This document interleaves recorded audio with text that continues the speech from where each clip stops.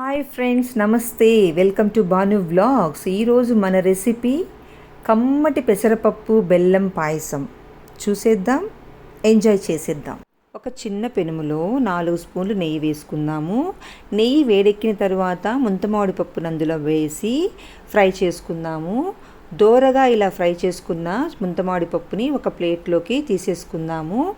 ఇప్పుడు ఇదే నేతిలో మీరు సేమియాని ఫ్రై చేసుకోవచ్చు, లేక అటుకులు వేసుకోవాలనుకుంటే అటుకులు కూడా ఫ్రై చేసుకొని వేరే ప్లేట్లోకి తీసేసుకోవచ్చు. నేనైతే ఇక్కడ ఫ్రైడ్ సేమియా యూస్ చేస్తున్నాను కాబట్టి నేను ఫ్రై చేసుకోవట్లేదు. ఇప్పుడు ఈ నేతిలో నేను పెసరపప్పుని 2 పెద్ద స్పూన్ల పెసరపప్పుని వేసి వేయించుకుంటున్నాను. పెసరపప్పును కూడా లో ఫ్లేమ్లో దోరగా వేయించుకోవాలి. దానికి కలర్ కొంచెం గోల్డెన్ బ్రౌన్గా మారేలాగా చూసుకోండి. అంతవరకు వేయించుకొని అందులో వాటర్ వేసేసుకొని దాన్ని కాసేపు పక్కన ఉడకనివ్వండి. ఇప్పుడు ఒక గిన్నెలోకి ఒక బెల్లం ముద్దను దంచి వేసుకొని ఒక గ్లాసు నీరు వేసి బాగా కరగనిద్దామండి. ఇందులో ఏమన్నా పిప్పి లేకుంటే చెత్త ఉంటే ఈజీగా ఫిల్టర్ చేసేసుకోవచ్చు. ఇలా బాగా కరిగించిన తర్వాత పక్కకు తీసేసుకుందాము.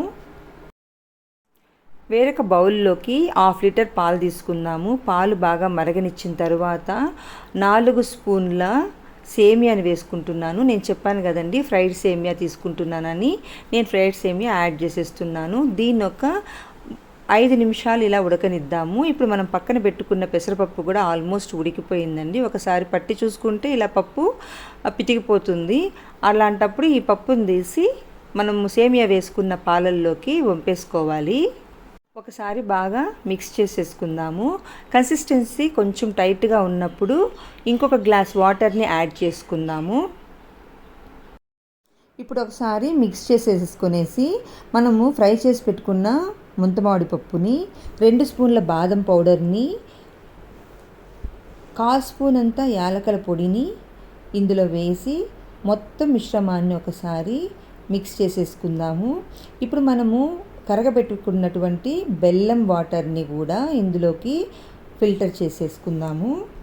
బెల్లంని కరగనిచ్చేంత వరకు ఉంటే చాలండి, మరి పాకంలాగా పట్టాల్సిన అవసరం అయితే లేదు.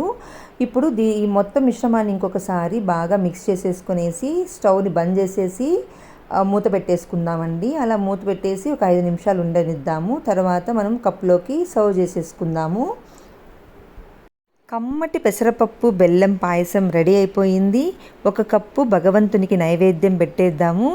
Please like, share and subscribe the channel. Thank you.